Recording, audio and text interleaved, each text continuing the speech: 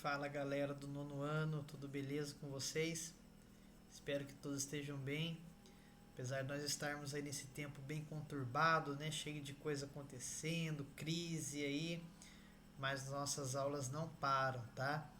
E pensando nisso, então, nós vamos dar continuidade ao nosso material, revendo alguns pontos importantes, usando então essas ferramentas tecnológicas, né, que nós temos hoje, como é o caso aqui da internet, né, dos vídeos, das videoaulas, ok? Eu espero que vocês gostem, tá? E aqui vai ser então, daqui para frente, o nosso a nossa sala de aula, nosso ambiente de aprendizagem, beleza? E pensando nisso, então, eu preparei essa aula para vocês com conteúdo revisional, falando um pouquinho sobre a República no Brasil, de maneira específica, falando um pouquinho sobre a República Velha, essa matéria que vocês já viram e reviram, e nós vamos ver aqui um pouco novamente, tá? Mas é importante para justamente a gente se situar um pouco mais nesse contexto da nossa história, para que a gente possa então entender um pouco mais não só o Brasil, como o mundo daquela época, né? Do final do século XIX, do começo do século XX, todas as crises e situações que ocorreram. E quando a gente fala de república no Brasil, a gente vai ver muita crise, muita situação complicada e controversa que ocorreu, beleza? Bom, a nossa república, na República Velha, ela é dividida em basicamente dois projetos de Brasil República, né? Então, o primeiro ponto que a gente tem que compreender é que esse período que nós estamos estudando vai de 1889 até 1930, ok? Que é o período da chamada República Velha, tá? E nós vamos então ter duas formas de entender essa proposta de projeto. Então, a gente teve anteriormente o período da monarquia, o governo que teve dois reinados, né, dois imperadores, que foi primeiro Dom Pedro I, depois ali o Dom Pedro II, tá? E aí nós vamos ter o golpe, então, da República no dia 15 de novembro de 1889, esse golpe que mudou totalmente a forma política e administrativa do Brasil. E aí nós vamos ter então alguns embates bem malucos e bem interessantes, né? Primeiro ponto é que de um lado nós tínhamos a República Positivista, do outro lado a República Liberal, tá? A República Positivista, ela tinha então algumas características voltadas para a questão militar, não à toa que os militares é que realmente deram o golpe, que deram origem aos primeiros anos de governo dessa república, tá? Que vai ser depois também chamado de República da Espada, e o outro modelo seria o modelo liberal, baseado então num projeto federalista, né?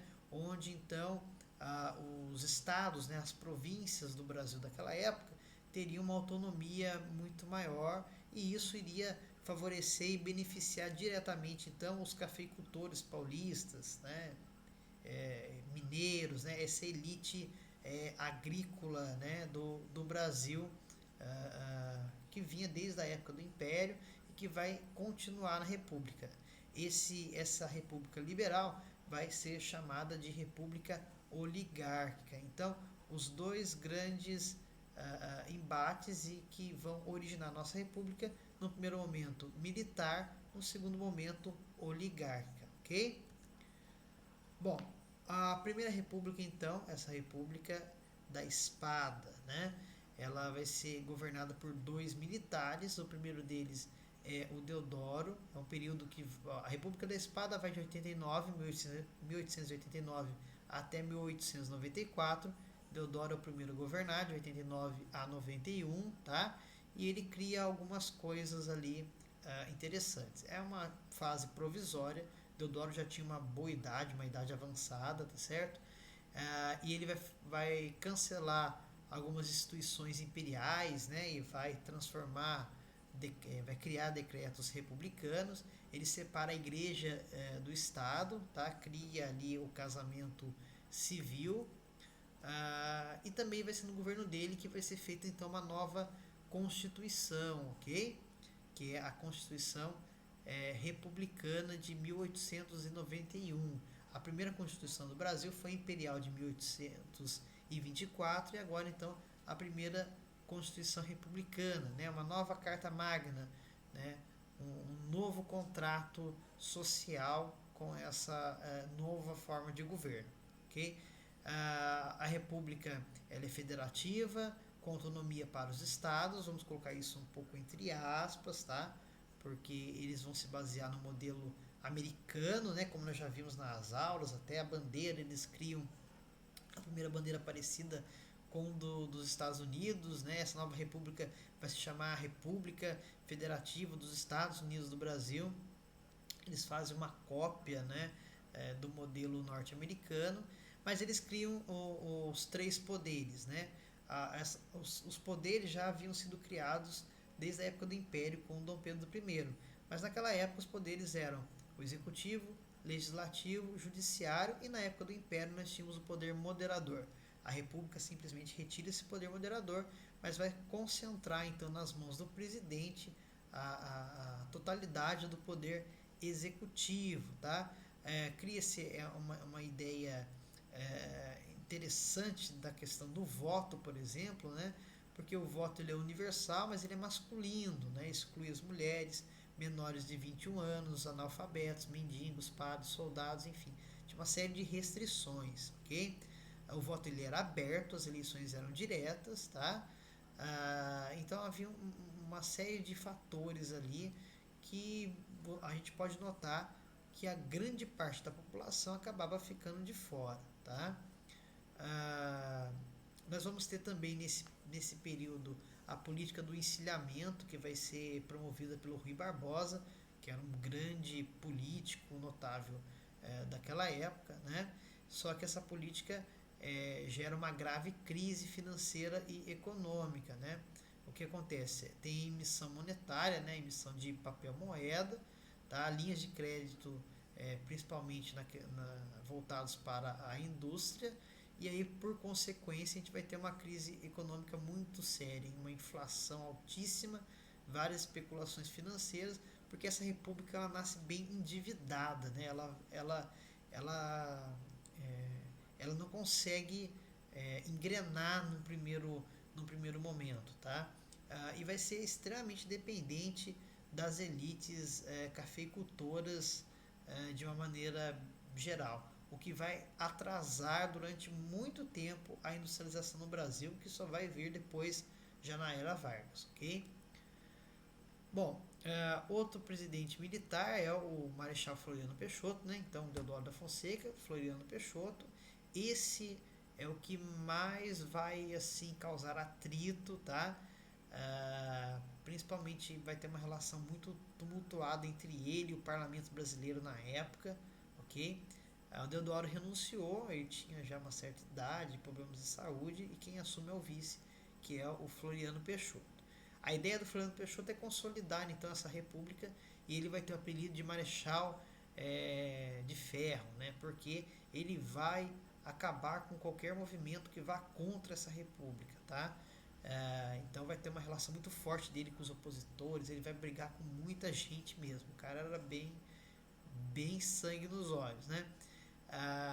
Na verdade, o que vai ter é um debate, né, se o governo republicano ele era legítimo ou não, já que foi instaurado a partir de um golpe, e o que ele faz é uma série de reformas, né, políticas, e, como eu falei, vai suplantar as revoltas que porventura se levantarem contra essa república. Bom, terminado o período da República das Espadas, vamos ter então a República Oligárquica, e essa que mais vai perdurar durante o período da República Velha. A República Oligárquica ela é o governo de poucos, né? A própria palavra oligarquia quer dizer governo de poucos, né? E quem são esses poucos que vão governar? A elite agrária, né, do Brasil. Então, os grandes cafeicultores, os grandes fazendeiros é que vão governar. E essa estrutura política vai ser baseada na chamada política do café com leite, que nada mais era que as oligarquias de São Paulo, que era o café, e as oligarquias de Minas Gerais, que era o leite, né? Alternando-se no governo do Brasil, tá? No governo, na presidência, no caso. Basicamente, o que eles faziam? Eles concentravam o poder neles e outras oligarquias, né, por exemplo, do Rio Grande do Sul, da Bahia, do próprio Rio de Janeiro e de outros estados, né, do Brasil, acabavam ficando de fora dessa questão, né, de participar mais ativamente desse poder centralizado aí, né, dessas oligarquias aqui do Sudeste, o que causava então muitos desentendimentos, tá? Outro ponto interessante vai ser a chamada política dos governadores, que era um acordo firmado entre o presidente da República e os governadores, tá? Especificamente ocorreu durante o governo Campos Salles, esse processo, né? Que nada mais era do que uma ideia de apoio mútuo, né? Uma não interferência do governo nos assuntos do Estado, uma maneira assim de tentar então agradar as elites locais. A gente sabe que isso aí era um jogo político, né, na verdade, para tentar favorecer ambos os lados, tá? Outro ponto interessante dessa república vai ser as chamadas fraudes eleitorais, né, ou a manipulação dos resultados. Como eu falei, essa república ela cria um novo sistema de governo, cria um novo sistema de voto, enfim. E aí nós vamos ter vários fatores. O primeiro deles é o chamado coronelismo, né, a política dos coronéis. Tá?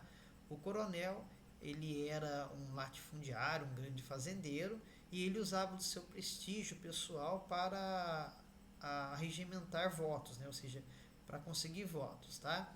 Ele tinha o chamado curral eleitoral dele. Geralmente eram líderes políticos do interior, de determinadas regiões, tá?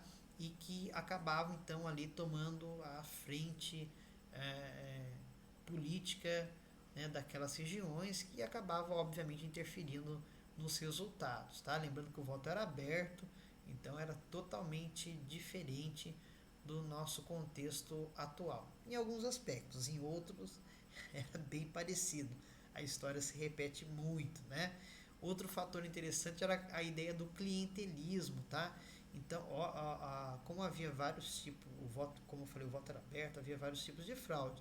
Então, por exemplo, a pessoa votava em troca de pequenos favores ou presentes, né? Era uma verdadeira compra de votos, tá?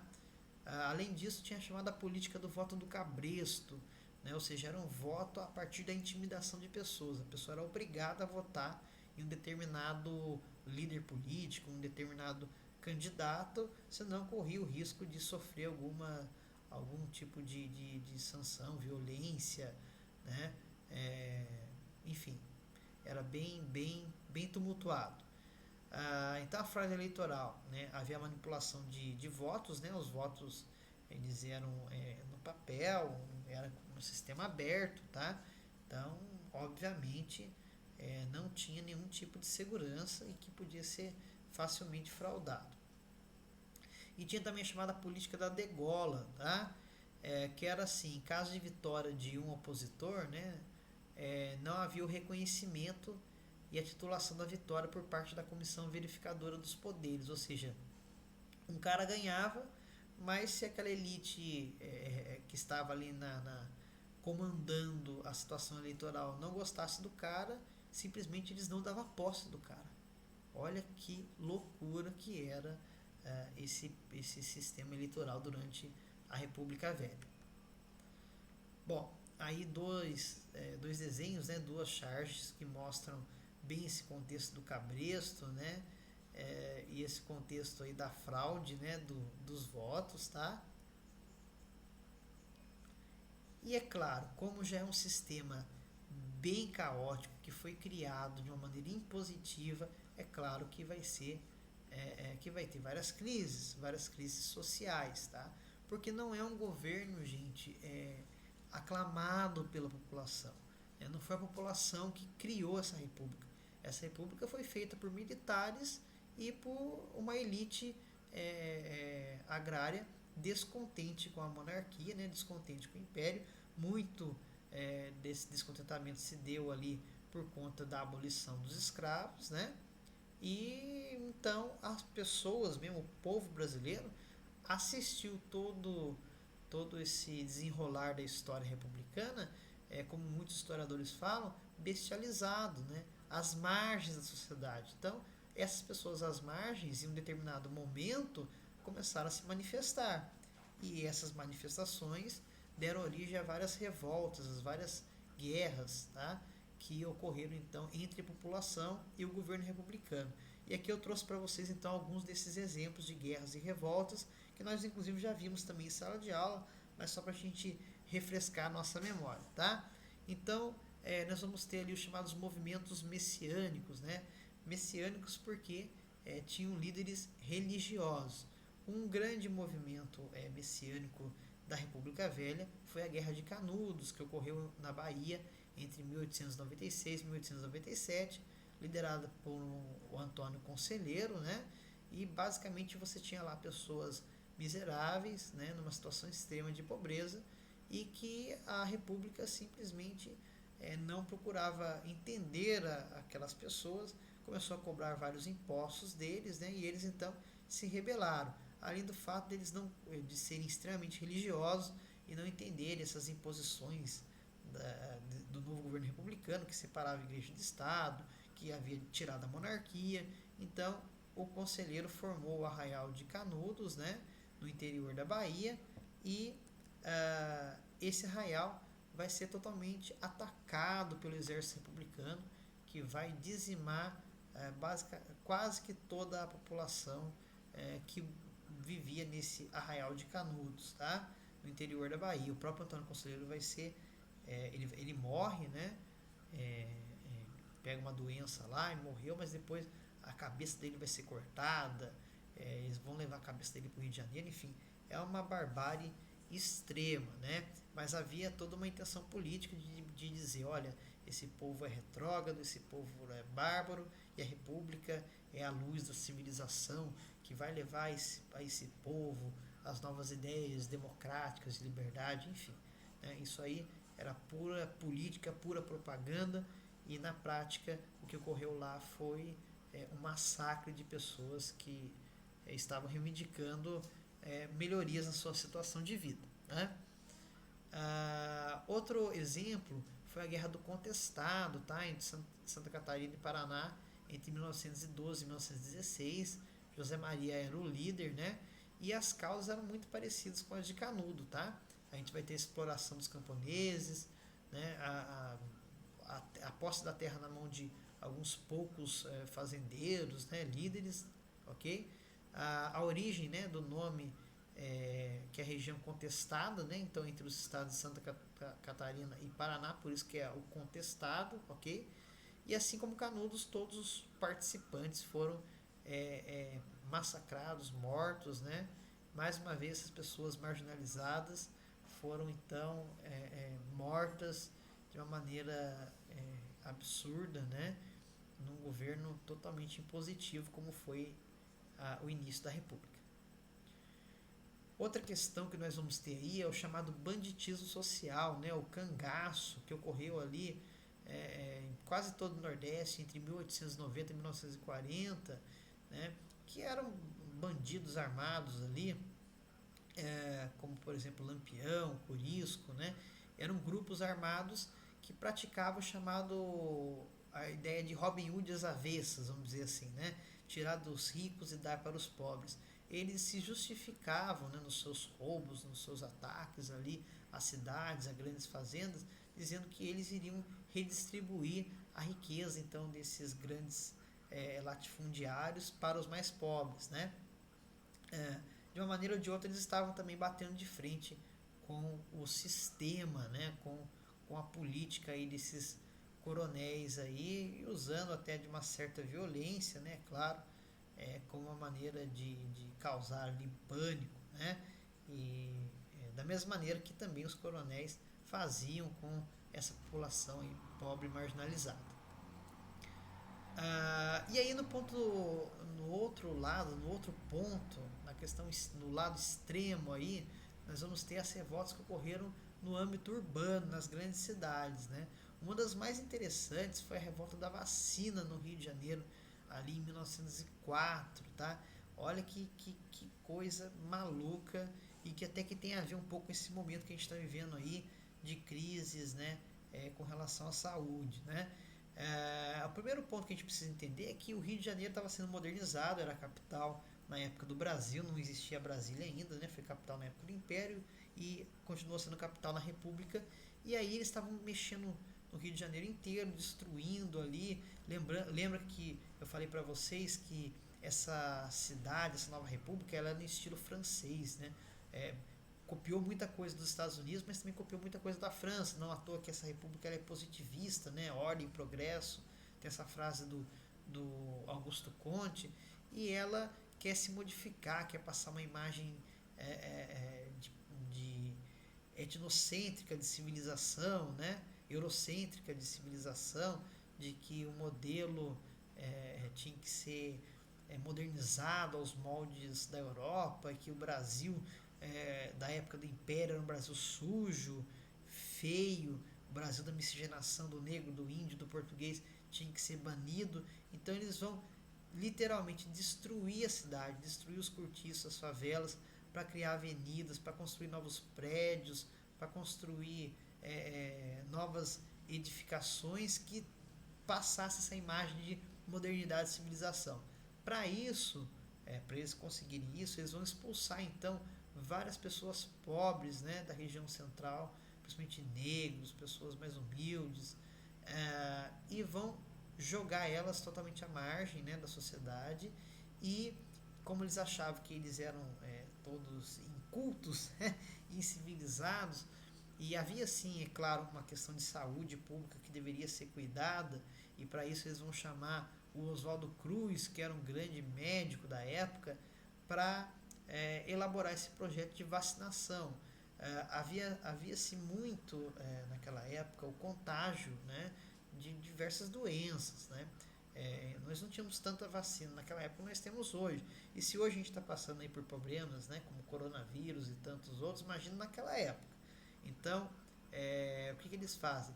Para tentar conter essas epidemias e para passar também essa ideia de que agora o Brasil era um Brasil novo, limpo, e que as pessoas tinham que ter uma noção mais assim, abrangente de civilização, não podiam viver como antes, eles vão obrigar as pessoas a tomarem vacina, né? Principalmente para combater ali a varíola que durante vários períodos matou muitas pessoas, né? Não só no Brasil, mas ao redor do mundo. E aí isso vai desencadear uma série de conflitos. As pessoas não entendiam muito bem o que era uma vacina, né? Ninguém sabia muito bem como que era, apesar da ideia ser até certo ponto positiva, né? Por uma questão de saúde, mas por outro lado era uma questão ali mais voltada na questão de imagem política, né? E eles não estavam tão preocupados com a saúde das pessoas, mas sim para passar essa imagem política, de limpeza, de higiene. E aí começaram a invadir as casas e tentar vacinar as pessoas na marra. E o pessoal foi para a rua e começou a quebrar tudo.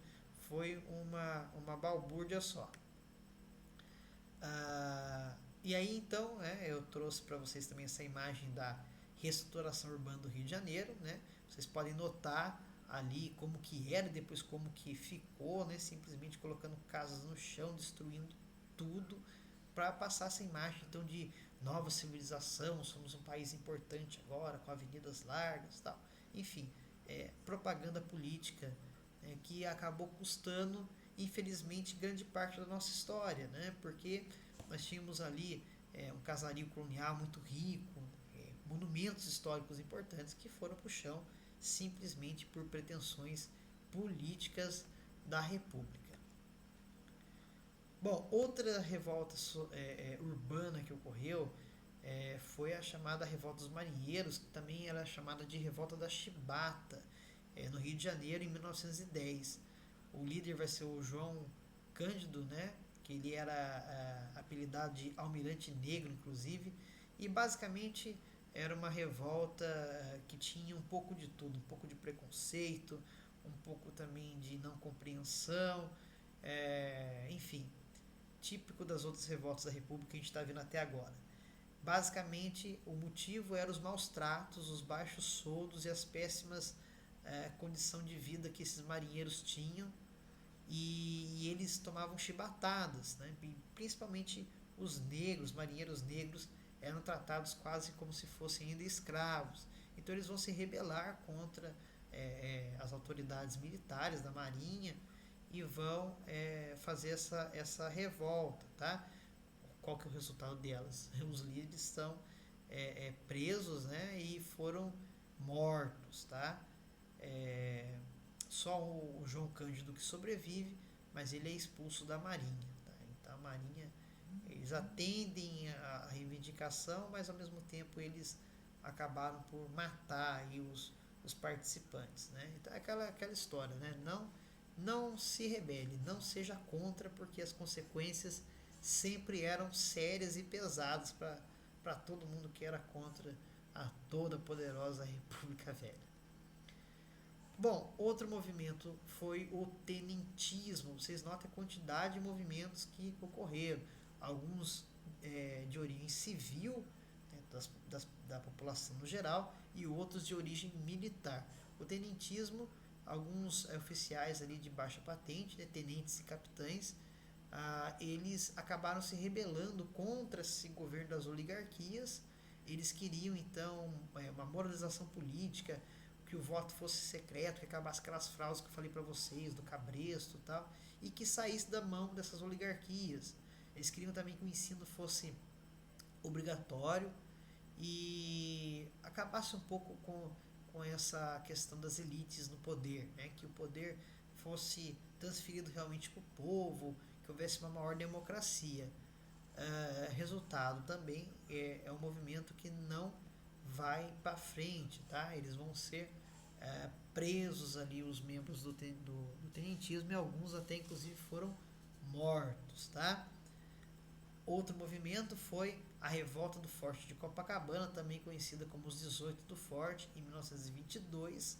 Foi contra a posse do presidente Arthur Bernardes, e o movimento também fracassou, tá? Eles marcharam, na verdade, alguns militares e um civil, eles marcharam contra 3.000 homens do governo, né? 3.000 soldados, e na verdade foi um ataque suicida, né? Que a grande maioria então faleceu. Também não deu certo esse movimento. E por fim, né, finalizando essa parte, nós vamos ter a Coluna Prestes, tá? Entre 1924 e 1926, foi liderada pelo Luiz Carlos Prestes, o chamado Cavaleiro da Esperança. Ele vai marchar pelo interior do Brasil. Na verdade, o movimento dele, galera, não teve muito, não teve êxito, mas foi um movimento muito mais simbólico, tá? Ele vai marchar por grande parte do Brasil, e a ideia dele era, conforme ele fosse marchando, juntando pessoas para passar uma imagem para o governo de mostrar, olha, o povo é forte, e se o povo quiser, o povo muda esse cenário e derruba esse governo. Então tinha um caráter muito mais social, tá? Onde ele vai falar de reforma agrária, participação das mulheres no voto, ok? Mas fracassou, porque ele começou marchando pelo interior do Brasil, de repente ele viu que ele ia ser pego, ele ia ser preso, e aí ele acabou terminando a marcha na Bolívia, onde ele ficou lá exilado durante um bom tempo, para só depois ele voltar para o Brasil. A grande questão é que essa marcha dele tinha uma inspiração voltada ali para o socialismo, tá? Então é claro que causava também um grande temor nos conservadores políticos da República Oligárquica. E é isso. É uma matéria um pouco longa, muito extensa, né? Acho que eu falei demais aí para vocês, mas é sempre bom a gente poder estar revendo esses assuntos, porque estudar a nossa história, estudar a história da nossa república, é entender muita situação que nós vivemos até hoje no nosso país, que para o bem ou para o mal, os fatos falam por si, ok?